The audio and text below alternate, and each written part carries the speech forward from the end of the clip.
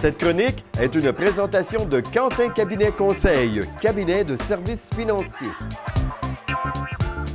Le moment idéal pour prendre une assurance voyage, en fait, c'est lors de votre achat de voyage. Donc, si vous achetez un voyage, vous pouvez, à ce moment-là, prendre l'assurance voyage. Sinon, c'est possible de la prendre quelques jours avant, voire même quelques heures. Donc, tout dépendant des protections que vous avez besoin, on peut s'ajuster dans le temps pour vous sortir une assurance voyage. Dès que vous sortez de la province du Québec, c'est important de vous couvrir en assurance voyage. Pourquoi? Parce que l'assurance maladie du Québec vous couvre pour le Québec seulement. Oui, c'est sûr que l'assurance maladie va vous couvrir en partie lorsque vous êtes au Canada. Par contre, les frais médicaux sont plus élevés dans les autres provinces du Québec.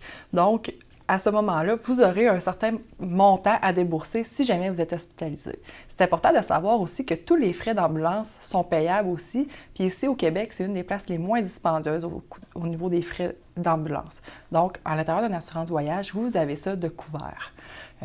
Puis vous avez tous les frais médicaux aussi couverts qui excèdent le montant de la RAMQ finalement.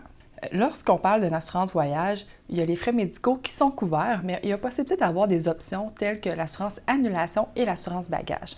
L'assurance annulation, souvent, je vais la conseiller lorsqu'une personne va acheter son voyage quelques mois avant son départ, ou même voire un an. Des fois, il y a des gens qui prévoient des voyages de longue date.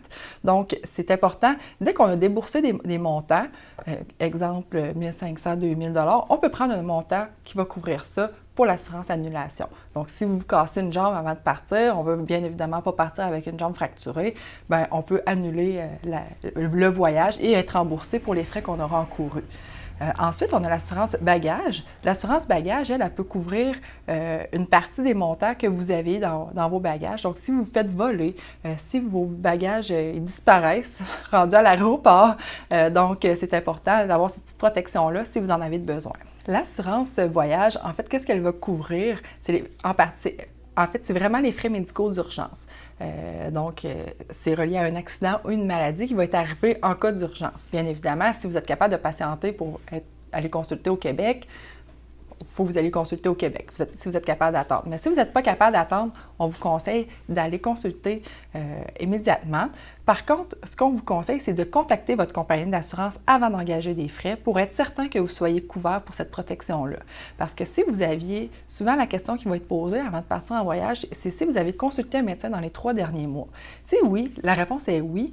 En fait, vous ne serez pas couvert pour cette condition-là. Exemple, je prends un otite. Vous avez fait un otite dans les 3 derniers mois avant votre voyage. Donc, tout est correct. Par contre, rendu dans l'avion où vous allez faire de la plongée ou rendu dans l'eau, il y a des complications et vous voulez aller consulter, vous ne serez pas couvert pour cette condition-là parce que c'est une condition préexistante. Donc, vous êtes parti en connaissance de cause, la compagnie ne voudra pas débourser. C'est pour ça que souvent, la compagnie demande d'être contactée avant d'engendrer des coûts. Par contre, si vous allez faire une activité, vous cassez la jambe, vous allez être couverte pour votre jambe fracturée, sans problème. Donc, c'est important de consulter quelqu'un qui est vraiment spécialisé en assurance voyage avant de partir pour s'assurer que vous êtes bien couvert. Le coût de l'assurance peut varier lorsqu'on voyage d'une place à l'autre. Au Canada, c'est souvent 50% moins cher. La raison est que le gouvernement québécois va couvrir une partie des frais. C'est toujours important, avant de voyager, de s'informer aussi. Il y a le site qui donne beaucoup d'informations là-dessus.